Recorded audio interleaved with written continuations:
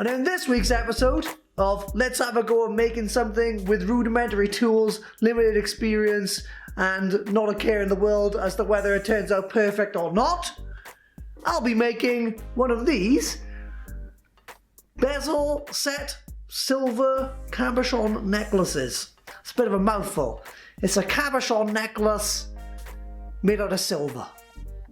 So I'm going to show you the process I used to make this beautiful pendant with a little silver bail and, you know, the lovely tiger's eye. This is all new to me, so I just hope that this inspires some of you to get your tools out and just make some stuff without worrying about whether or not it's perfect. Now do me a favour, if you like the video, click the damn like button. It really helps YouTube to recognise that the video is worth watching.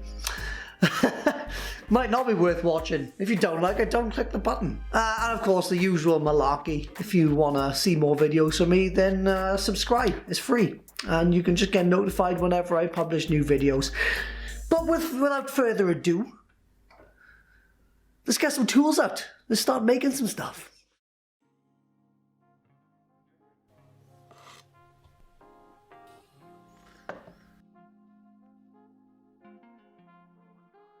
So, as you've already seen, I used a tiger's eye cabochon, and this one I thought was really beautiful. Has a lovely chatoyance, I think that's how you say it.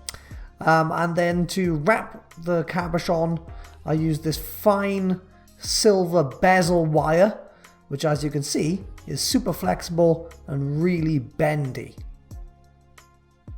So the first job was to figure out how much bezel wire I needed to wrap up the cabochon. And to do that, I used a strip of paper and I just dabbed a little bit of like Pritt stick or glue stick onto the paper. Then I was able to wrap that around the cabochon and kind of mark off with a pencil where the paper overlapped. And that gave me a piece of paper that was roughly the right length. And then I made a mark on my bezel wire after using the piece of paper for a guide. And with a quick snippy snip, I was able to cut myself a piece of bezel wire, which, if I'm honest, didn't fit first time. But it's better to have a bit too much than too little. So in this instance, I was able just to take a file and kind of file down the edges of the bezel wire until I had a nice snug fit around my cabochon.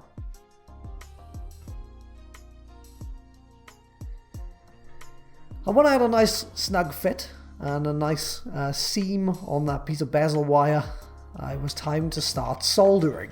So on the first soldered seam of this piece of jewellery, I used hard silver solder. So I just took my wire snippers and cut myself a few pieces of hard silver solder.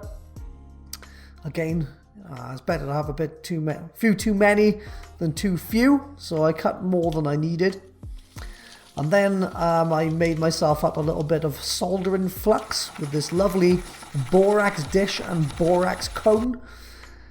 So all I did there was just use the cone and a bit of water and kind of stirred it up until I had a kind of a gloopy white liquid. That sounds so wrong. And I put that onto the seam anyway with a few bits of hard silver solder.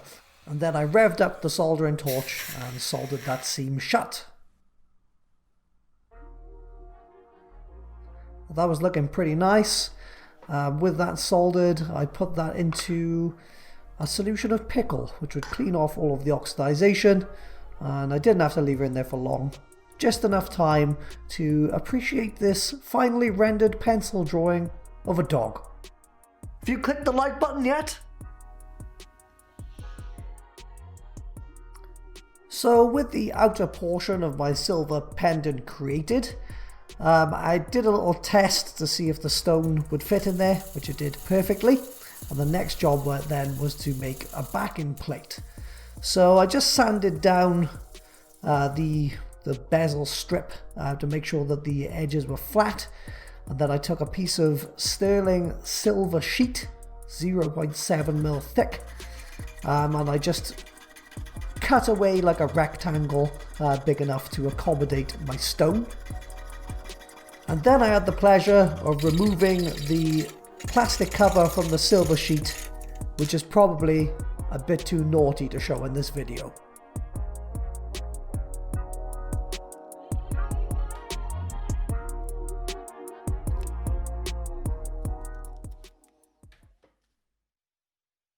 The second soldering job in making this silver pendant was to solder the bezel wire to the backing plate. So I put a liberal amount of flux onto the backing plate and then placed a good few pieces of easy silver solder kind of on the inside of the bezel wire. I proceeded to use one torch to kind of heat up the piece, kind of make sure that everything was still aligned, and then I got two torches out to kind of bring the solder up to a heat where it would run.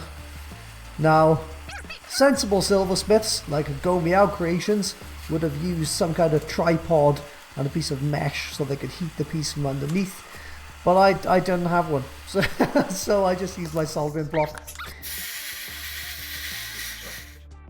Anyway, it worked. When it came out, it looked like it'd been in a swamp, but after a little pickling, it turned out pretty nice. Now, the edges of the bezel wire were a bit too tall for my cabochon stone, so I just used some 180 grit emery paper to kind of sand down the height of the bezel wire. And with that done, I used my jeweler's saw to kind of cut off the excess silver from around the outside edges of the bezel.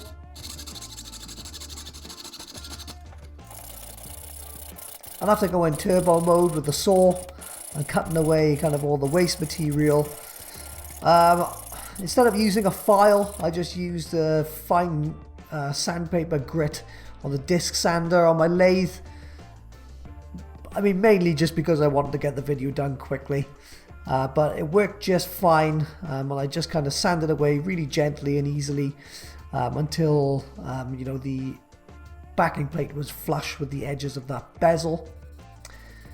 And then I took a few grits of emery paper and just kind of did a little bit more kind of fine sanding, just trying to get rid of any tooling marks and just make it a bit more presentable before I kind of soldered on the bail.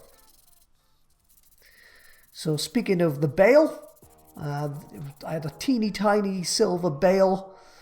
The end of the bail was pointed, so before I could solder that onto the piece, I flattened that off with a piece of sandpaper, just to make a little flat spot where the bail would be soldered to the pendant.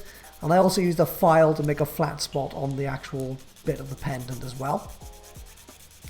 And then I just used some easy solder to solder the bail onto the pendant. So, after a quick quenching and a pickling, it was time to finally put my stone in to the bezel.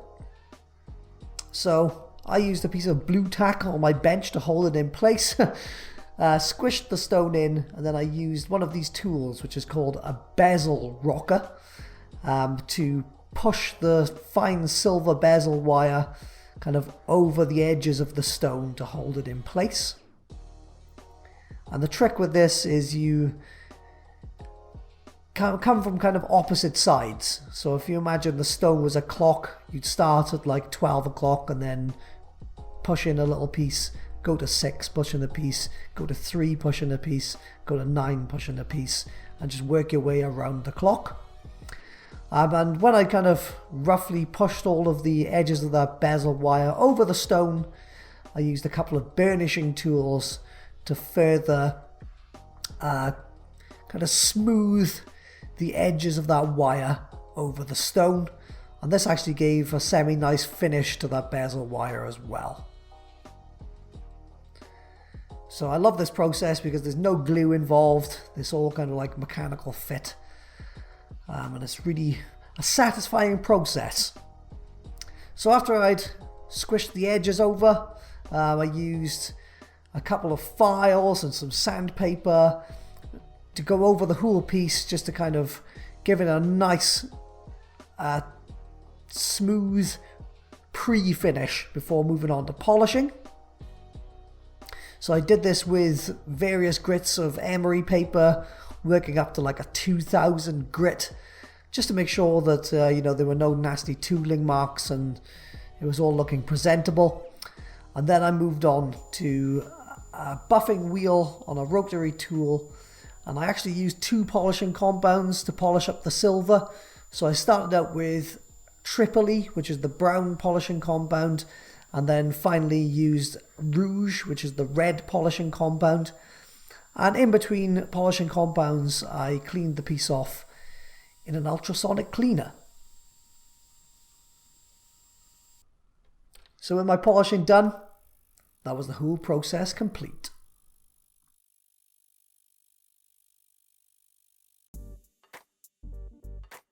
Well, I think this looks pretty damn fetching on me, don't you? All jokes aside though, I'm quite happy with that. A bit rough around the edges, lots of room for improvement, but that's what handmade's all about. Just get your tools out and have a go.